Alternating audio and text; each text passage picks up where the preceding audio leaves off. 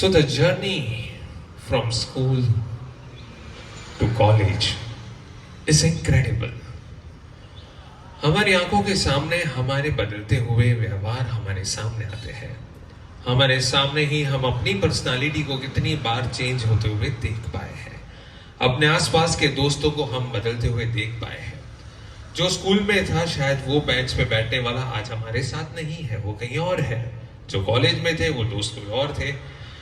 कृष्ण भगवान भी यही कुछ समझाना चाहते हैं कि हर फेज ऑफ लाइफ जो है आपके, जब आप छोटे से थे, जब वो मथुरा थे, शायद वहां पे जो नटखट करते थे, जिन लोगों के साथ मस्तियां करते थे, वो शायद उनको जिंदगी में आने वाले दिनों में कहीं नहीं मिले. जिन दिनों में वो शायद गुरुकुल में सुदामा के साथ थे, वो शायद आने वाले दिनों में उसके साथ युद्ध की उस रणभूमि में भी नहीं थे. सोचने वाली बात यह है दोस्तों कि कृष्ण हमें हर पल हर जगह पे ये सिखा रहे हैं that people come and go. They are the part of our life. They help us to grow. They develop us. They teach us. They support us. They make us strong. But someday they go. So your attachment towards the people is very much random. It's very complicated and complex. यदि आप जाने के दुख में ज्यादा बहते जाएंगे तो हो सकता है कि आप उन्हीं को कभी भूल नहीं पाएंगे और आने वाले नए दोस्तों को या नए लोगों को अपना नहीं पाएंगे. Change is the only constant, that is what is being said. परिवर्तन ही संसार का सनातन नियम है. हमें परिवर्तित होना, ये हमारा रूल बुक में लिखा गया एक नियम है. सोचने वाली बात यह है कि अर्जुन जो उस मैदान में जब कंफ्यूज था, he was having that state in his heart कि हे कृष्ण, ये सारे लोग जो है अगर मेरे सामने आज है, कल नहीं होंगे तो क्या वो मुझे याद नहीं आएंगे? कल मेरे गुरु द्रोण शिष्य अर्जुन हूं मैं, तो मैंने ही अगर द्रोणाचार्य का वध किया है तो क्या वो मुझे याद नहीं आएंगे? Will I not be in pain again? क्योंकि दोस्त के साथ बिछड़ना और उसकी याद आना एक बात होती है, दोस्त को साथ बिछड़ना और उसी का हत्यारा होना दूसरी बात होती है. Think of it. दोस्त हो या गुरु हो, जो भी कोई हो जिसके साथ हम बिछड़ते हैं, दूर होते हैं, लेकिन उस बिछड़ने का कारण जो है उसमें शायद कहीं ना कहीं डेप्थ में हम उन्हीं के हत्यारे हैं. इस सोच को लेकर जिंदगी को आगे जीना is very difficult. Try to think and analyze the state of mind. हम सोचते हैं कि एक भगवत गीता जो कही गई है, अर्जुन को कन्विंस किया लड़ाई करने के लिए, बस that is the thing. No my dear friends, try to analyze the state of mind of Arjun. उस इंसान की परिस्थिति को सोचने की कोशिश करो, जो एक रोल मॉडल है हर घर के बच्चों के लिए, हर परिवार के लिए. एक इंसान ऐसा रोल मॉडल है जिसको पूजा जा रहा है, और उसी को जिन गुरुओं की आइडेंटिटी से वो पहचाना जा रहा है, उसी गुरु का वध करने के लिए वो निकल पड़ा है. That is the state of mind he is right now. It's very complicated and very difficult. And then in that part, you need a real God to help you out of that situation, because that person gave him wisdom. Knowledge is different. Wisdom is absolutely different. You can be intelligent, but you need to understand what is wisdom. You are very smart to just construct these stairs for people and help them to go to terrace. But you need to have wisdom to people and convince them that what are the consequences if someone falls down. You are creating a ladder for people to make their work ease. आपने ये सीढ़ियां बनाई है लोगों के उस मेहनत को आसान करने के लिए, उसके श्रम को आसान बनाने के लिए आपने सीढ़ी बनाई और वहां तक वो पहुंच सकता है. लिफ्ट बनाई, वो वहां तक पहुंच सकता है. लेकिन इसके कॉन्सिक्वेंसेस भी हो सकते हैं. इसी सीढ़ी का इस्तेमाल करके कोई ऊपर से भी कूद सकता है. इसी लिफ्ट से कोई ऊपर जाके फंसने वाला बंदा सफोकेट होके भी मर सकता है. अगर फिर बाद में आप ये कहकर बधो कि मैं हो गया कारण, इस इंसान के मृत्यु का कारण मैं बन गया, अगर मैंने ये सीढ़ी बनाई ही नहीं होती तो टेरेस ही नहीं होता, टेरेस नहीं होता तो बंदा ऊपर से छलांग ही नहीं लगाता। लिफ्ट नहीं बनाई होती तो कहीं वो बंदा सफोकेट होने से बच सकता था। अगर आप अपने आप को वहां पे उस जगह पे वो कारण बनाते हो तो हम कितना दुखी होंगे। ये सुनो, मारा लीधे आ थयु। भगवत गीता आपको विजडम देता है, यहीं पे आपकी सोच को वो बदलता है। You did your karma but you did not have control over his karma and his understanding. हे अर्जुन, तुम अपने आप को संभाल सकते हो, अपनी सोच को संभाल सकते हो, समाज की चिंता और उसकी सोच को तुम नहीं संभाल सकते हो। You have to just battle with the thought process of what peoples brain is. उससे इन्फ्लुएंस आपको नहीं होना है, बिकॉज दुनिया है, कुछ लोग होते हैं, लोग तो कहते रहते हैं, राइट? लोगों का क्या कहना, दुनिया में बस यही चलता जाता है, राइट? सो कुछ तो लोग कहेंगे, लोगों का क्या कहना। ये एक सॉन्ग है, आई सपोज ऐसा कुछ एक सॉन्ग था, I don't remember the lyrics of it anyway, but कुछ तो लोग कहेंगे। That is what is the principal model of living a life. You cannot just live a life wherein you decide that this person has to always say good about me. You cannot decide the karma of some person that he has to act as per what I say. You cannot be dominant over the things, animals, birds, or anyone. This world is meant to live individually. This world is meant to live for freedom. Every single one has their own karma. Every single person has his own freedom to act the way he wants. And so, my dear friends, हमारा समझना कृष्ण भगवान को यही है कि उन्होंने भी अपना एक रास्ता खुद चुना कि वो उस युद्ध में क्या करना चाहते हैं। उन्होंने सोचा that in this part of whole युद्ध, I decide to give my wisdom to all the Pandavas. Try to understand this. युद्ध में श्री कृष्ण ने भाग लिया था या नहीं लिया था? लिया था। युद्ध में श्री कृष्ण ने हथियार उठाया था या नहीं उठाया था? उठाया था। युद्ध में क्या श्री कृष्ण ने किसी का वध किया था या नहीं किया था? किया था। किस चीज का वध किया था? अज्ञान का, गलत सोच का। उन्होंने वध किया बुरी सोच का, नेगेटिविटी का। उन्होंने इन चीजों का वध किया जो तुम्हें खाया जा रहा है, जो अर्जुन की सोच को खा रही है अंदर से, जो अर्जुन का भय अंदर से उत्पन्न हो रहा है, उस सोच का वध श्री कृष्ण ने किया। कौन कहता है श्री कृष्ण ने युद्ध में पार्टिसिपेट नहीं किया? जरूर किया था। He participated in every single one of them. Tell me one thing, you are the instrument. शरीर जो होता है वो क्या है? इंस्ट्रूमेंट है, right? That's what is being said.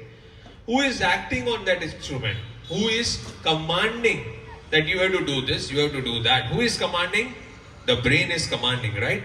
तो आपका दिमाग अगर मान लो कि कमांड कर रहा है कि तुम्हें ये करना है, तुम्हें वो करना है, ये नहीं करना है, इन चीजों का कमांड दिमाग कर रहा है।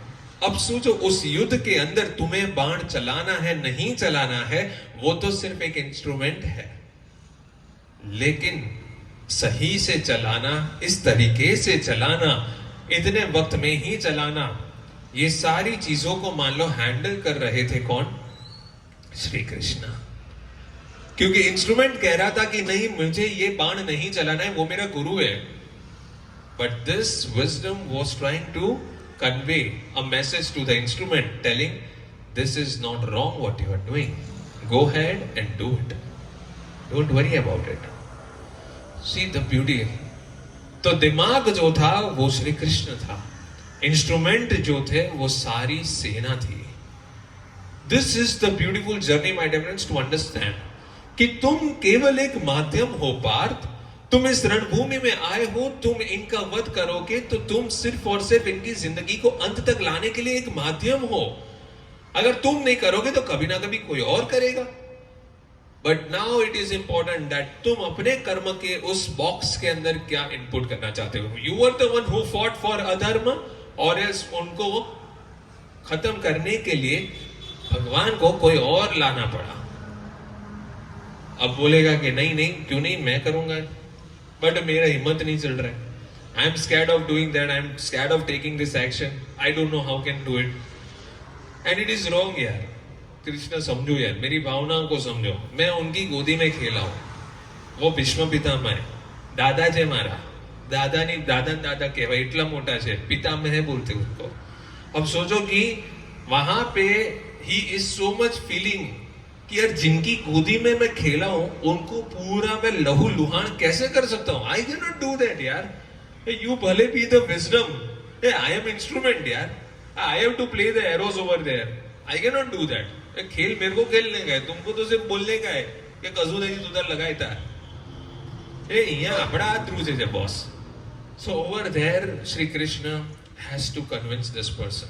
Imagine this person and wisdom who is allowing you to understand what is right and what is wrong.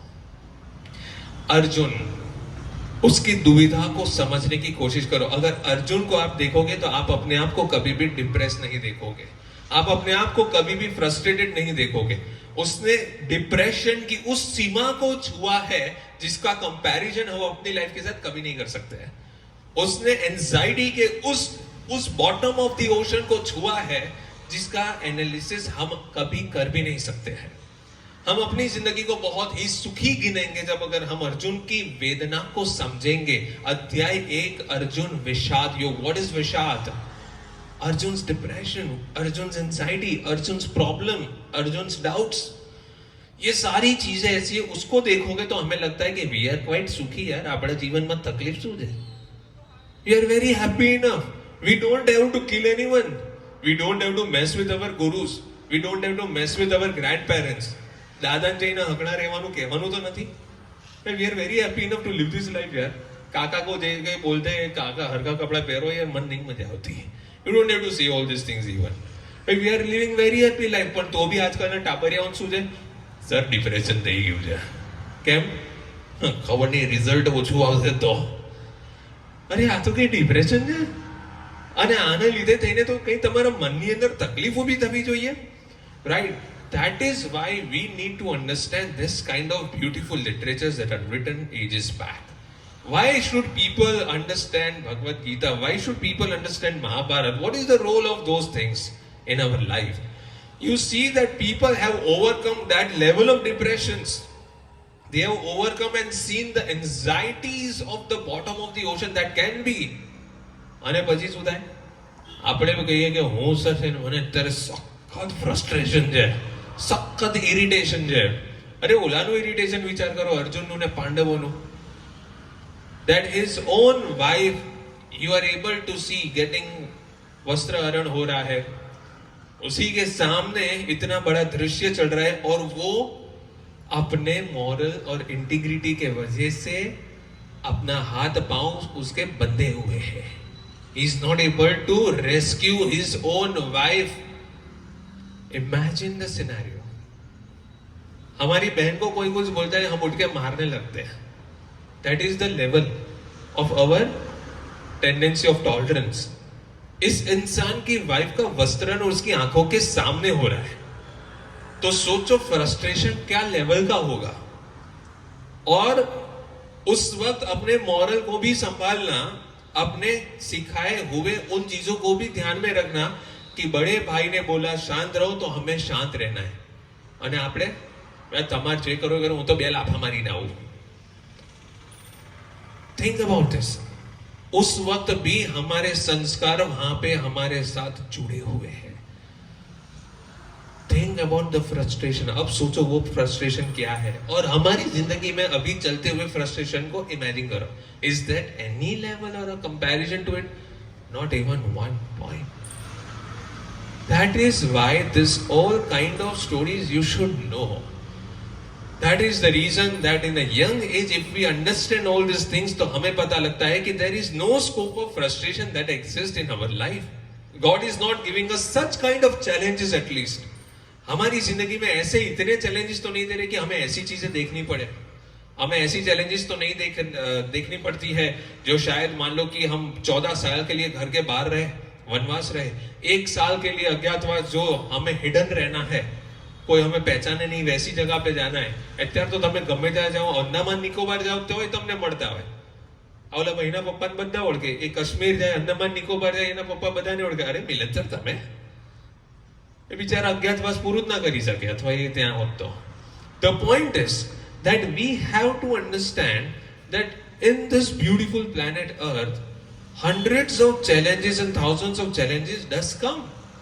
But are those challenges such a level of a challenge that you can say that you cannot overcome? No. इसीलिए भगवत गीता जो सिखाती है वो ये है कि तुम्हें इतने स्टेट ऑफ डिप्रेशन से भी तुम्हें ऊपर ले जाती है. सोचो, the depth of the ocean of anxiety से उसको बाहर निकालकर समंदर से ऊपर उठाकर बादलों से भी ऊपर उसको फिर से उसके कॉन्फिडेंस लेवल तक ले गए. That is the reason. अब सोचो, हम अपने उस पूरे सिनेरियो में हम कहीं पे भी डिप्रेशन में है, एंजाइटी में है, फ्रस्ट्रेशन में है, हम उस ओशन में कहीं पे भी बीच में है. We are not in the depth of it but we are somewhere around. પાણી કો છુ ભી રહે હે અગર હમ થોડું થોડું વચ્ચે વચ્ચે ડિપ્રેશન આવી જાય છે, વચ્ચે વચ્ચે પાણીની અંદર જઈને પાછા બહાર આવી જાય, આવું પણ છે. તો इस किताब में उसका जवाब इसीलिए है.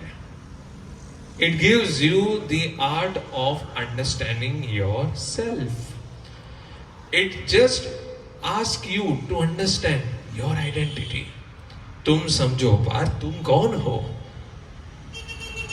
तो अर्जुन बोलता है मैं द्रोण शिष्य अर्जुन हूं और मैं कुंती पुत्र अर्जुन हूं और मैं युधिष्ठिर का अनुज अर्जुन हूं. और क्या केशव, क्या इसके अतिरिक्त तुम्हारी और कोई भी आइडेंटिटी नहीं है, तुम्हारी कोई पहचान नहीं है? मैं धनुर्धर अर्जुन हूं. तुमने ये धनुर्विद्या को कैसे नाम दिया? How can you consider yourself that you are the सर्वश्रेष्ठ धनुर्धर by telling and claiming all these things that you are not able to fight right now? You have lost your identity just in a moment what you spoke.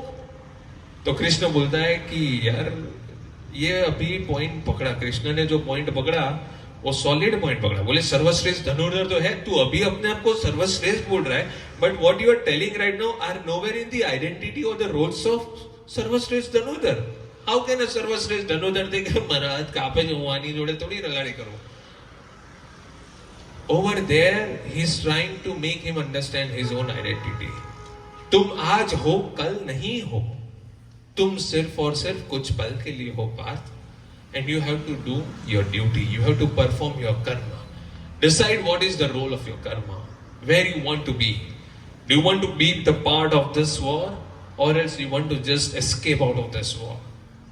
And always just consider, go to samadhi, take moksha and all these things, and then always feel regret कि काश मैं वहां होता तो मैं ये कर सकता था. ये पूरा युद्ध जो था अधर्म का जो जीतना हुआ उसमें मैं धर्म को जिता सकता था, ऐसा रिग्रेट फील आप करते रहते. Or else you participate, you take up the challenge and think that yes, I can do it. Dear friends, in our life we have a lot of such situations wherein we are confused that why I. हम लोग को ये दिमाग में आता है why I, क्यों मैं इसका हिस्सा बना, क्यों ऐसा हुआ कि ये मेरे साथ हुआ. We question these things, right? We lot of times question this thing. બે યાર હું તો શાંતિથી ચાલતો તો પાછળથી ગાડી વાળો આવ્યો ઠોકી ગયો, ખોટે ખોટા 3 મહિના બગાડ્યા મારા. Think of it. अब उसमें हमारा गलती भी नहीं था. काफी लोगों के साथ ऐसा होता है. अभी उसमें बोलते हैं कि यार मैं कहीं वाकत न होता हूं तो चालतो तो मैं तो रास्ते पे जा रहा था, किसी ने हमें उड़ा ले गया. The thing is that we are nowhere in fault. We feel that he is in fault, but you know what, this is the act of God. There is definitely something behind this. You need to identify that in this planet Earth, इस दुनिया के अंदर कोई भी चीज ऐसी नहीं है जो किसी कारण के बिना है. इस पत्ते का होना भी एक कारण है, इसका टूटना और बिखरना भी एक कारण है, उसका सूखना भी एक कारण है, उस पेड़ का गिरना भी कभी नहीं एक कारण है. इस पूरी संसार में, इस पूरी प्रकृति में कुछ भी होना एक कारण होता है. हम सोचते हैं कि आज फर्श गीला क्यों है, क्योंकि उसी दिन जो है यमराज ने ये योजना बनाई थी कि इसका फिसलना है, ब्रेन हेमरेज होना है और भाई को जाना है. और ये फर्श गीला क्यों है? क्योंकि मौसी ने सही से पोछा नहीं लगाया. મૌસીને પૂછા ક્યું નહીં લગાયા? મૌસીને ત્યાં કોક બીમાર છે, દવાખાને લઈ જવો છે, એટલે અડધું પોતું મારીને ભાગ્યા છે. સરખું સૂકવીને પોતું નથી કર્યું, ભારે પોતું કરીને નીકળ્યા છે. Everything is in a line connected. Imagine सब कुछ कनेक्शन में. मौसी का जल्दी जाना, पोछा टाइम पे लगाना नहीं हुआ, गीला रखना फर्श, किसी का फिसलना, गिरना, ब्रेन हैमरेज होना, ये है वो है. एवरीथिंग. किसी का वहां पे आना के આપણે આ ડોક્ટર પાસે જઈએ, આ ડોક્ટર કે હરું મને અમનો સમજાય, उसमें टाइम वेस्ट होना. This all things are connected. Everything does that happen in your life is connected. If you would have not faced that, you would have not just came to the present what you are. अगर हम अपने वर्तमान को बदलने की बहुत कोशिश करते हैं, जो नहीं हो रहा है उसको बदलने की हम कोशिश कर रहे हैं, ना ना आ झाड़ दे ना, ये आम थी आम उगવું જોઈએ, આમ કરો વાંધો નહીં, ભગવાન તમને હેલ્પ કરશે, ઝાડ તૂટી જશે, આમ ઉગશે ખરું, બરાબર છે? કાં તો બે પોસિબિલિટી, થોડી ક્ષણ માટે આમ વળેલું રહેશે, પણ તમારો જોર જ્યારે સ્લો થશે ને ત્યારે ઝાડ જે રીતે તમને ફેંકશે ને આમ, right? Try to understand that. Things happen for a reason. If you are here, there is for a reason. If you are, let's say, planning to go somewhere and if it's not happening, there is a reason. Everything does that happen in your life is for a reason. There is something still left on this land that is to be completed first. And then you are having a plan to go. Dear friends, हमारी life के अंदर काफी ऐसी परिस्थितियां आती है जब हम लोग अर्जुन को देखते हैं अपने आप के अंदर. क्योंकि महाभारत में ये जो कहा, ये जो कविता गाई गई है, that is like Bhagavad Gita. अब ये किताब ऐसी है कि आप जो सवाल पूछना चाहते हो, कोशिश करके देखना कि आपके मन में कोई सवाल है, आपने मन में उस सवाल को ध्यान से सोचा, एग्जैक्ट सवाल को सोचा और उस किताब के किसी भी पन्ने को ऐसे खोल के पढ़ना शुरू करो, आपको जवाब मिलेगा. अब हम लोग कहते हैं ये जादू है. नहीं, ये जादू नहीं है, ये साइंस है. क्योंकि आपको पता था आपको क्या खोजना है, तो वो जवाब वहां पे जो लिखा हुआ है वो ऐसा ही लगेगा आपका उसमें जवाब है. So you had a question, you got the answer. ज्यादातर हमारी लाइफ में प्रॉब्लम क्या होता है, શું ચાલે જીવનમાં ખબર નહીં, કેમ આજકાલ આવું ફરે છે ખબર નહીં, મૂડ નહીં. એમની મૂડ નહીં એટલે શું આમ તને થાય છે શું? એવું ના હોય, બસ મારું આવું જ છે, ક્યારેક મારું ગયેલું હોય, પણ એમ નહીં કહેતી ધેર ઇઝ અ ક્વેશ્ચન. ના બસ આવું જ છે, મને બસ એમ જ મજા નથી. So what happens is in this kind of scenario, you do not have a question. You have a question. ગરમી લાગે છે, આ તો એસી માં બેસ. ઠંડી લાગે, બહાર જઈને બેસ. If you have a problem question, then you can solve it. Most of the time you do not have a problem question. You are just frustrated just for like that. લાઈફમાં કંઈ ચાલી નથી રહ્યું. શું નથી ચાલતું? લાઈફ નથી ચાલતી, ઘડિયાળ નથી ચાલતી, પાણી નહીં આવતું, શું થયું બેટા? ના બસ લાઈફમાં કશી આમાં આગળ વધતા નથી. અરે ટાઈમ મળ્યો છે સેલ્ફ ડેવલપમેન્ટ માટે, do it. Right? There is nothing in this world that is just a waste of time. There is always something that you have to invest your time with. If you don't understand that theory right now, if you do not develop that point right now, तो जब तक आप develop नहीं होते, जब तक आप उस मुकाम तक सक्षम नहीं होते, वो कार्य आगे नहीं बढ़ने वाला है. That is for sure. ઘણી વખત આપણને એવું લાગે કે યાર હારું આ થતું કેમ નહીં, આ વસ્તુ આપણે કરવાનું માંગીએ છીએ તો થતી કેમ નથી. But the point is, आप जब तक सक्षम नहीं होते हैं तब तक वो कार्य में मोमेंटम नहीं डेवलप होता है. So it's time to self develop. ईश्वर आपको समय दे रहा है, वो सब कुछ दुनिया में एडजस्ट कर रहा है, लेकिन आपको डेवलप होने का चांस दे रहा है. That is what is important. But what happens is 14 साल का वनवास क्यों Keshav? Why? I was 14 years in the forest. इसकी क्या जरूरत थी? और वो कौन सी चीज जो थी वो हमको नहीं आती थी, बताओ. युद्ध तो हम तभी कर सकते थे, तो अभी ये 14 साल का वनवास जो था उसको क्यों हमें दिया? 2 थिंग्स. तो उस वक्त कृष्ण कहते हैं कि 2 चीजें. देखो बेटा, 14 साल के वनवास में तुमने तपस्या की थी, जिससे तुमने इंद्र को खुश किया और तुम दिव्यास्त्र की खोज में निकले थे. 1 thing. Second thing is also that तुमने शिव जी की तपस्या की थी. शिव जी ने तुम्हें दिव्यास्त्र कहां से मिलेंगे, कैसे मिलेंगे, उसका रास्ता दिखाया था.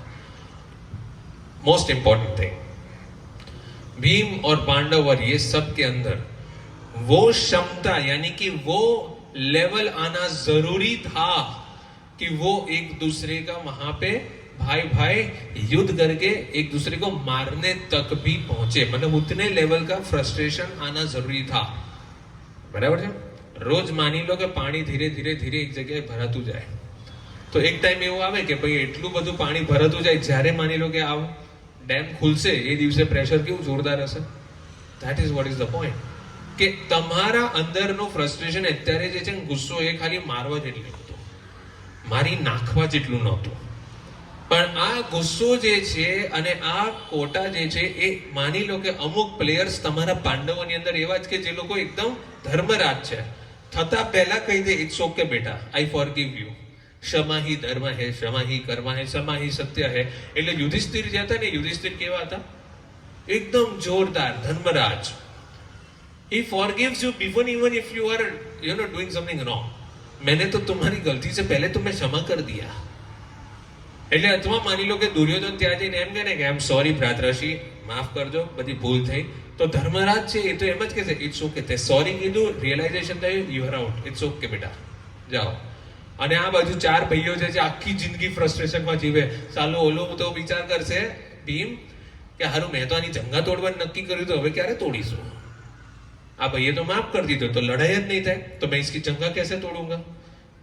और बाद में ये तो समझो कि भीम तो जोरदार था, उसने तो कितनी कसम खाई थी, बोले कि હું તો દુશાસનની છાતી ફાડીને એનું લહુ જે છે એનાથી પાંચાલીના કેસ ધોઈશ. હવે વિચાર કરો કે એને હવે દુશાસન બોલે સોરી કહી દીધું, ધર્મરાજે માફ કરી દીધો, તો પછી હવે આનું પ્રોમિસનું શું થશે?